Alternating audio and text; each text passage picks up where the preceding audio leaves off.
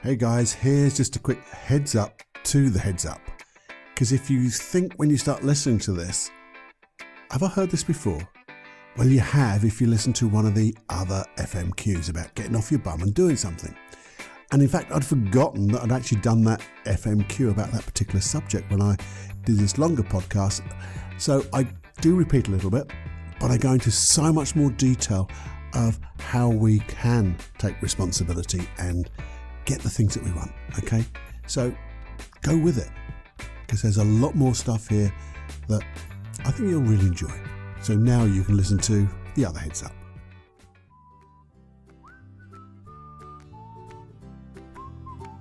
So what are we talking about today?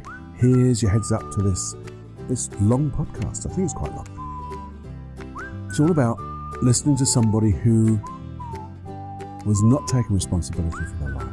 And it's a really sad story. But we use that sad story to learn. Not to have empathy, but to have compassion. And through that, learn a lovely process that you can use to let go of negative emotions, negative beliefs, unsupported beliefs, and behaviours you don't like, because they're all interlinked. So have a listen. Warning. Warning. Warning. Warning. You are entering into the unplugged mind of Paul Clough. Too late. Personal Development Unplugged. Hi everybody. I was driving back from the gym today and I was listening to the radio. And what I heard was something that made me think that we've been talking about dreams and outcomes and being able to get our dreams and outcomes, which is all very well and good when you feel that you can get your dreams and outcomes. But when we have issues, when we have some problems, sometimes those dreams, goals, outcomes, whatever you want to call them, sometimes just seem too far away, so we don't even start to think about them because we've got other things going on. And I was listening to this radio station and there was a guy, and what piqued my little ears up, because I wasn't really taking much notice, but as I switched the channel, this guy was really, well, he's almost in tears. Poor man. Almost in tears, talking on national radio about this problem that he had with drinking, alcoholism and ism. And you see, what he said was, he was saying how bad he was at the moment, how desperate he was for help. He was waiting to be referred for help. But the thing was, he said, I've had such a lovely childhood. So there's nothing there that has caused this drinking. And he said, I don't know what it is, because, there's no triggers in my life that cause me to drink. He said, I've had numerous jobs and they've been so successful, but each one of them has just disappeared because of the drink. Little note to self then, I thought, no triggers. We'll talk about that in a minute. But he said, and this is the other thing that really got me, because he said this thing about, he was having a little bit of a moan, I think, at the support for maybe mental health issues or issues with, addictions and things like that, saying that he had to wait. He had to wait for being helped. Obviously, he didn't want to pay for it. But the thing is, he also said, I can't go to Alcoholics Anonymous because I'm not brave enough. I haven't got the courage to stand up and tell people I'm an alcoholic. And I thought, well, you're pretty brave to do it in front of a national radio. But anyway, funny belief to have. But he also said, even if I did go and I was dry for the next 40 years, I'd know I'm always an alcoholic. And that's another thing that gets me, you see. When people say, I'm an alcoholic, but I haven't had a drink for the last 20 years, I'm going, you're not an alcoholic, because alcoholics drink, and they drink to excess. and they ruin their life through alcohol. And also, have those ripples, because we say we create our environment. So if we evolve, our environment evolves with us. Well, if we evolve in this negative way, using negative behaviors, negative beliefs, and all the emotions that go around them, then so does our environment and the people in it. And that's the real horrible bit, because also the people in it get to have that bad vibe, all the worries and the anxiety that goes around worrying about their friends, their sons, their daughters, their husbands, their wives. So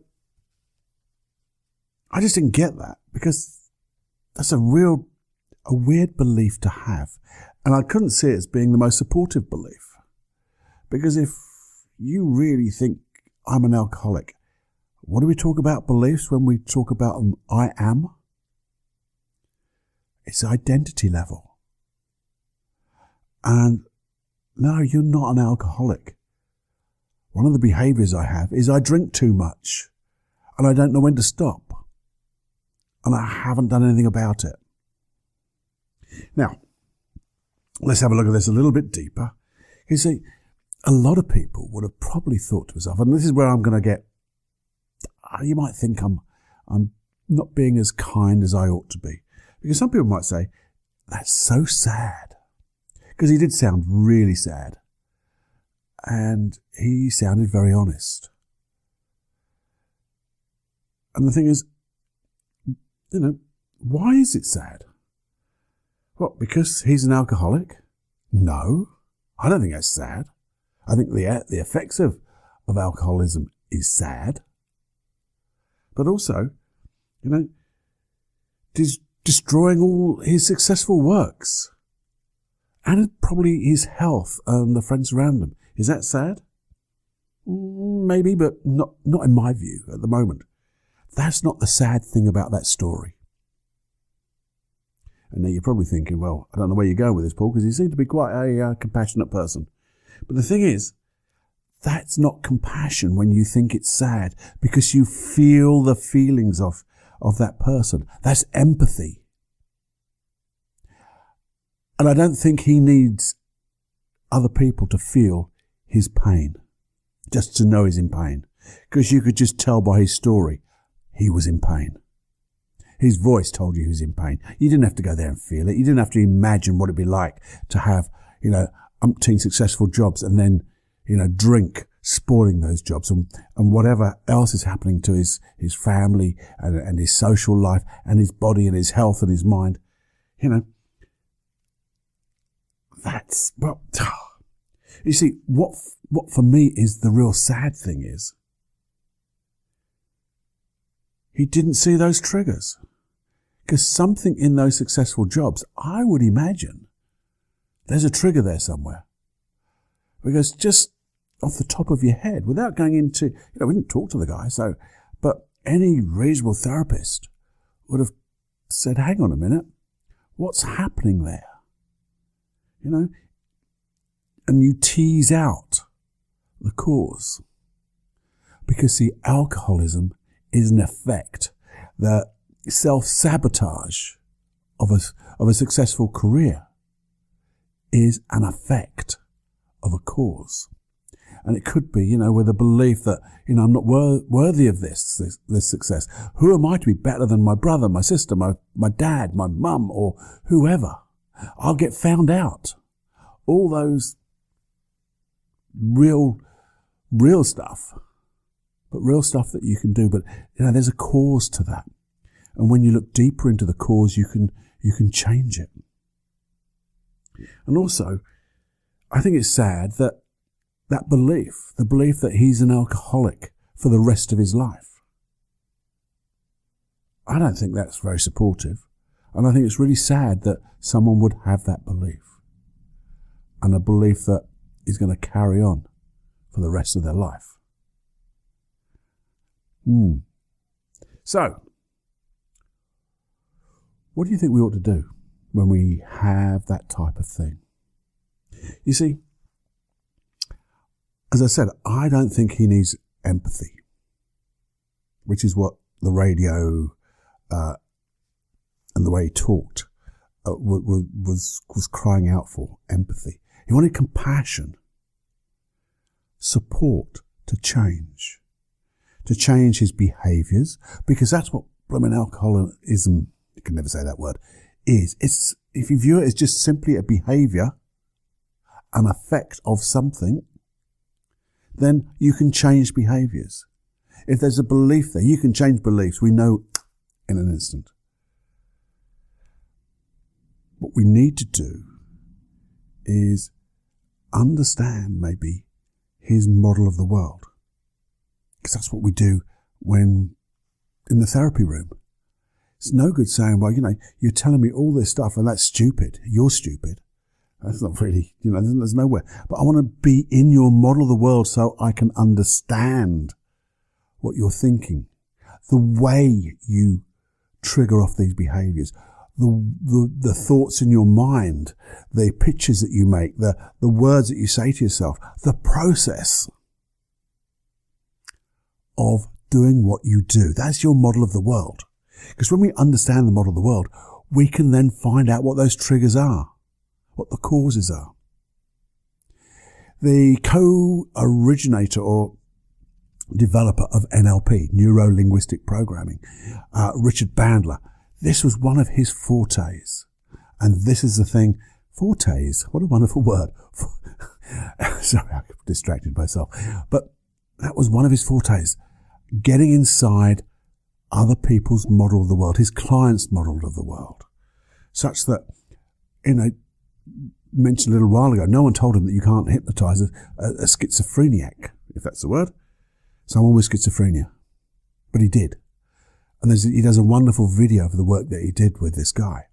But the thing is, he showed in the work that he didn't poo-poo that there's no such thing as the voices in your head and the pictures that you make in your mind.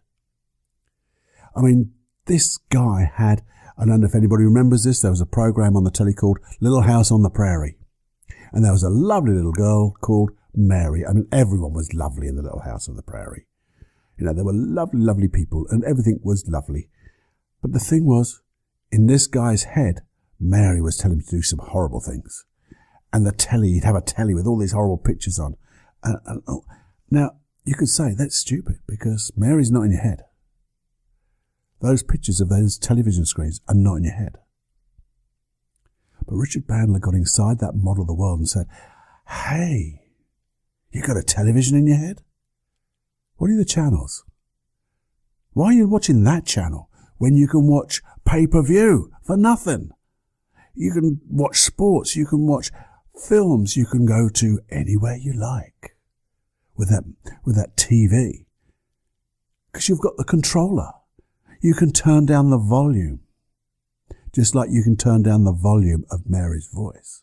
So he was accepting, in a way, or acknowledging this guy had pictures in his mind and a voice in his mind that wasn't really helping. But when he started to say, well, you can turn down the volume, because as you turn down the volume, maybe, just like when you turn off the telly, zip, that little light goes and the screen goes blank. And you're in control. And the guy started to improve. His thoughts were getting clearer. Mary didn't bother him so much. And in fact, he knew how to control Mary. Now, whether that's not the total end of that, but at least he wasn't, he was in control because, and here's the big because, he'd taken responsibility. And we'll move on to that in a minute. I mean, there was another thing that Richard Bandler, there's a guy there who saw snakes everywhere, but no one could see them. And he was terrified of snakes, especially the snakes he couldn't see. But he was really frightened of real snakes. So, the model of the world, what is it? Well, there's snakes on the floor. They're everywhere. They hide. They come at you. Well, Richard Bandler said, okay, well, if there's snakes, let's have a look. Oh, there's that one over there. Yeah, I can see that one and do that. And what he did was he got a lot of like toy snakes and put them on the floor. But also had a real one, a tame real snake, as it were. And the guy could then see the difference between real and not real. And it didn't take him long to make the conclusion in his mind of not real in your mind and seeing real snakes. And then noticing, oh, the snakes have gone. And it was all a matter of just acknowledging that model of the world. So, what is our model of the world? If you've got an issue, just think about your model of the world.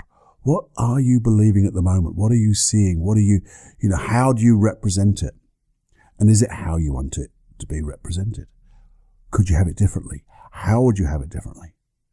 These are all the type of questions I would be asking someone like that. But here's the thing, and there's a thing that we teach in our NLP trainings right at the very beginning. And it blew me away when I learned it in my first NLP training. And it's all about the cause is greater than the effect. What's that mean? Well, causes can be really small, but they create so many effects. And that's what this guy had, or was ignoring. He hadn't taken responsibility. Because when you start to look at the cause and you take responsibility for dealing with the cause, then the effects will disappear. They have to. Because once you take responsibility to deal with these things and you understand what's causing all those different effects, and the effects could be behaviors, the effects could be negative limiting beliefs, they could be negative emotions, they could be like these supposedly addictions, which are just behaviors with beliefs. Looking backwards then to the cause. And I'm sure somewhere along in history there's some big causes, but I've never found one yet. They tend to start as a very small thing, which is when I work with clients, we tend to find the cause being not always directly related to the effect. It seems to, like a snowball, grow bigger and bigger and starts affecting different areas of your life, different contexts in different ways. All for a wonderful positive intention. And that's the thing, because we always try to push against this thing. And when we push against it, our unconscious mind pushes even harder back. That's what I think. That's what I believe. But it's doing it for a wonderful intention. Now then, once we start to understand our model of the world, and we can then start to begin to see, observe, acknowledge the cause, we can then ask inside, what is the intention? What are you trying to do for me?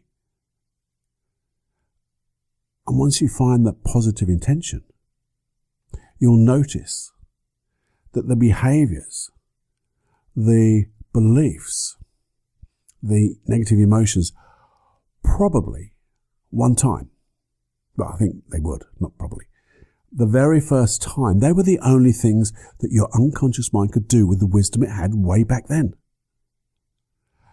But what happens is, or what tends to happen, can't generalize too much, but that's what I find in my therapy room, is that your unconscious mind forgets to use or access new experiences, new learnings, because it says, I know this works, because it worked back then, and just does it more and more and more. And the more you push against that, because you want the opposite, or you want to succeed, you want whatever you really want, and your unconscious mind is stopping you doing it, it goes, no, I can push back harder. And it does the same old thing more and more. So if you've got an issue, maybe it's a little bit of anxiety, fear. Just think back. How big is it now? How big was that feeling, say, 2 months ago? How big was that feeling maybe a year ago? Maybe before then? And if you really think back, wonder when I really felt that. And you go all the way back in your mind and you go, oh, that's when it was. Big little story just came to my mind. I was talking to, this is some time ago now, back in Cambridge, working with a client who was having real trouble with public speaking. And he wanted to speak in public. Funny that, isn't it? But it was for his work, and he had to speak to quite a few people, and he knew his stuff, but he couldn't speak in front. And he'd got this terrible anxiety about it. And some people call it like a social phobia as well, because it's spread out into different areas of his life as well. Because not only speaking in front of people at work, but it started to spread out into maybe when he went out to socialise with friends. 2 or 3 friends, fine. Two or three people he didn't know, got those same feelings again. Different areas of his life, different contexts, but the same feeling. Not necessarily to the same intensity, but it was the same feeling in the same place in his body. And we followed this back. And as we were talking and doing a bit of hypnosis, he said, "Oh no, I got this memory coming up in my mind." And it was about when I was 7 or 8.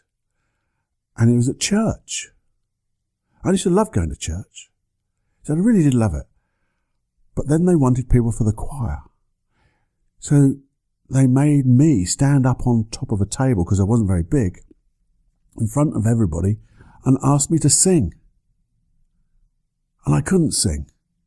I stuttered. I got anxiety. I got everything that you could ever think of. And it's the same blooming feeling, Paul. But how is that the same as public speaking? And it is, if you think about it. We've found the cause. And what's your unconscious mind going to do? He says, hang on a minute. At 8, I was pushed up in front of everybody, and I didn't like it. I didn't like the embarrassment of it. I didn't like the failure of it. So it created right there and then, I don't want this to happen again. So I'm going to give you anxiety, fear of speaking and singing in front of people. Because if you have that fear, you won't stand up on that table. You won't put yourself out for it.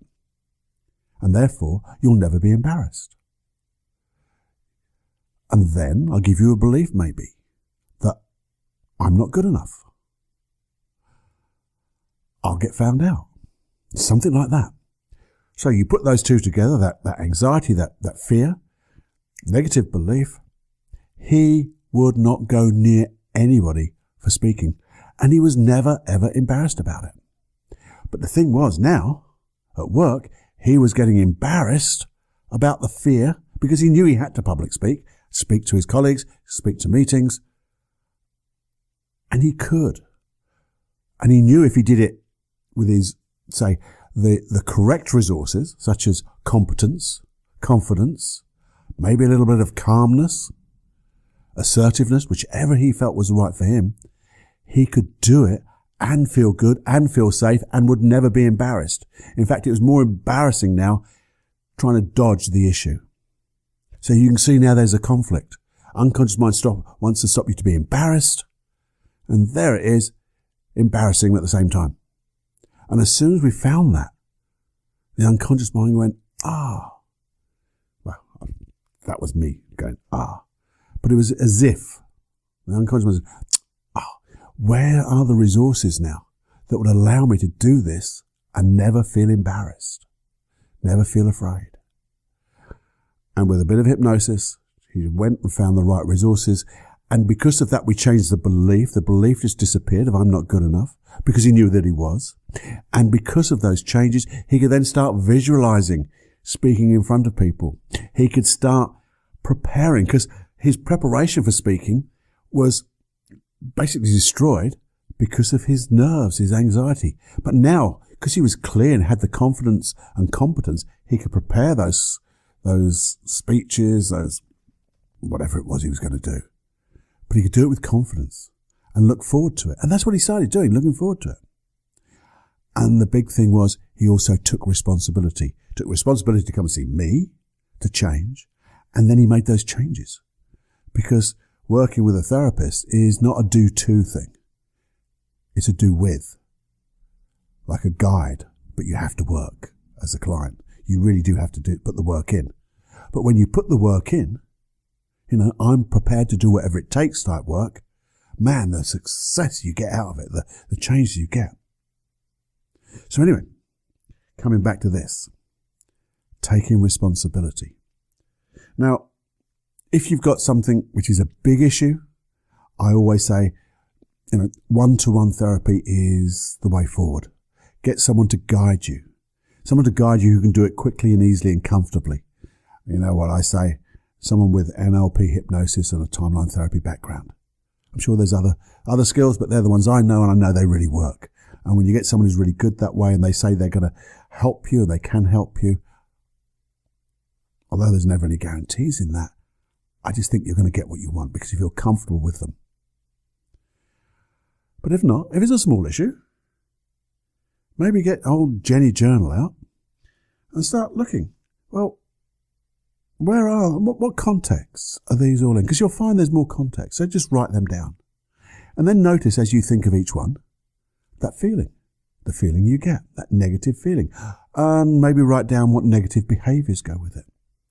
And as you think about those negative behaviors and you think about that feeling and just put your total awareness into your body where that feeling is, just ask yourself, what do I believe about myself when I have this feeling? And you'll get that negative belief. You just have to wait maybe a bit, but just what naturally comes off the tip of your tongue without thinking. Normally, I'm not or I can't. As you say to yourself, well, I'm not, and something will come out.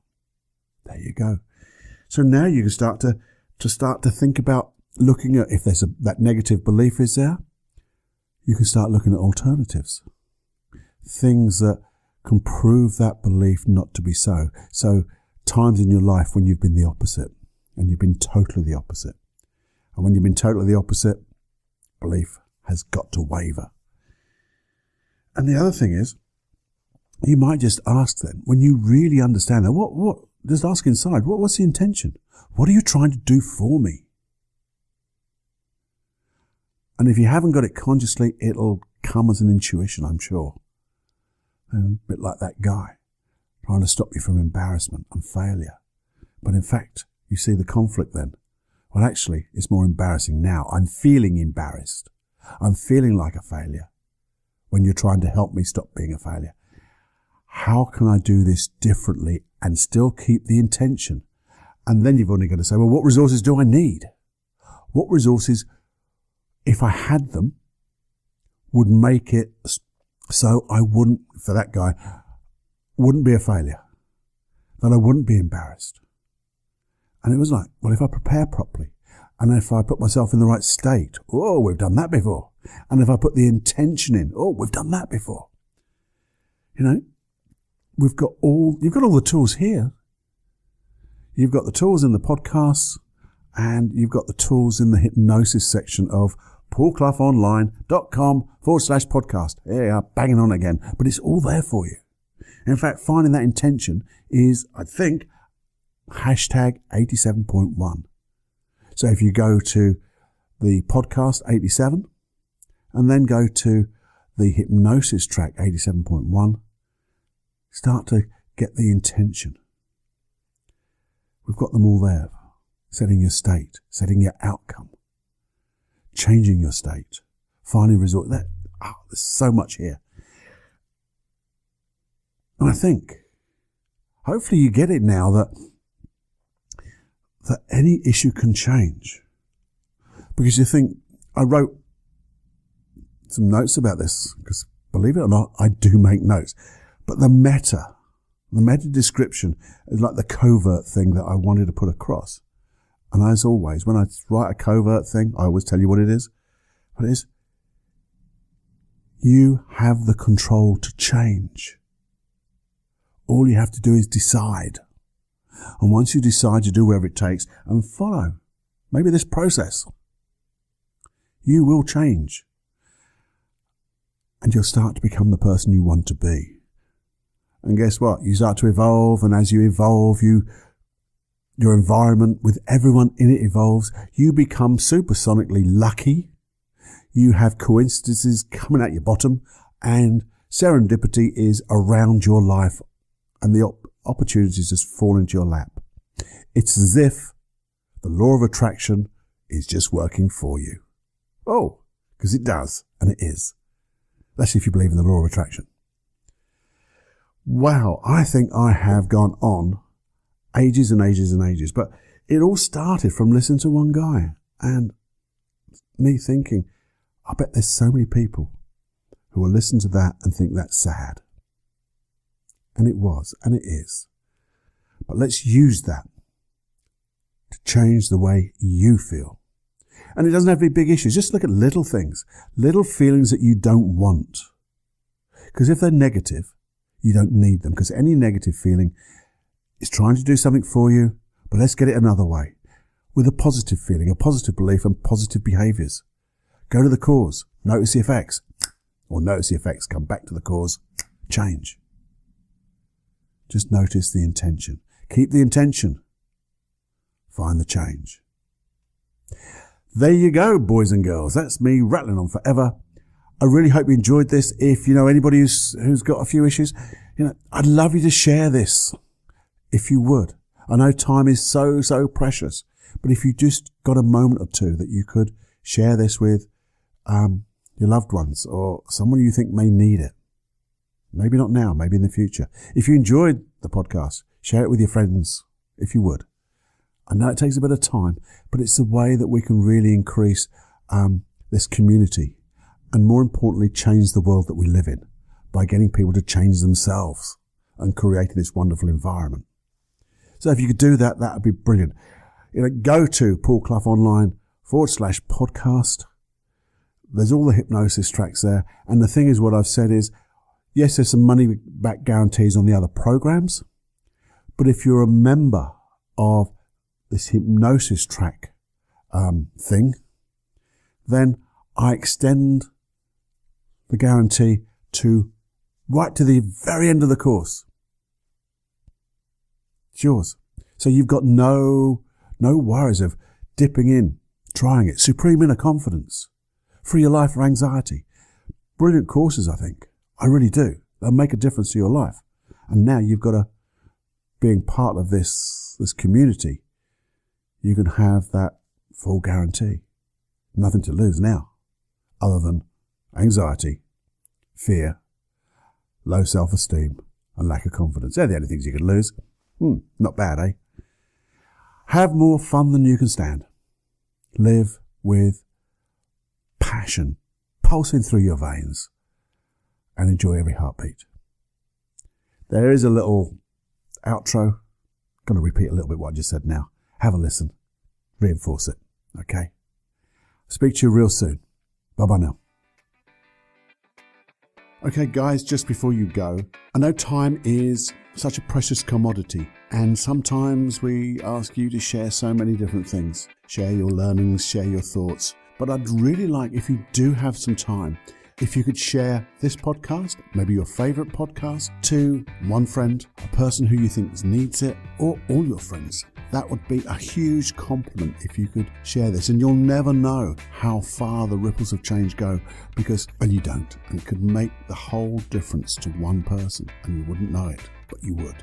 The second thing is, if you subscribe in iTunes or the new one, I think, is Castbox. I think it's a brilliant app. You'll get all the latest podcasts, but you get notifications of new podcasts and they're there all the time. And also in Castbox, you can search. That's really good. You can also leave testimonials or a 5-star review. That would be great, because if you share the things that you like, other people can read that and go, yeah, I'd like that too. And again, you'll never know how far the ripples of change go, because you could just affect somebody by putting up a nice testimonial, a nice review. And that would be really kind. I'd love that. And last of all, the old thing I go banging on about, hey, all those hypnosis and NLP coaching tracks are all at paulcloughonline.com/podcast. They're all free.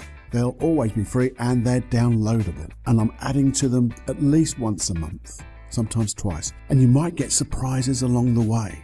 That's by joining this family, this unique club of personal development unplugged. That's it from me. All I wish for you now is to have more fun than you can stand. Until next time, enjoy every heartbeat. Bye now.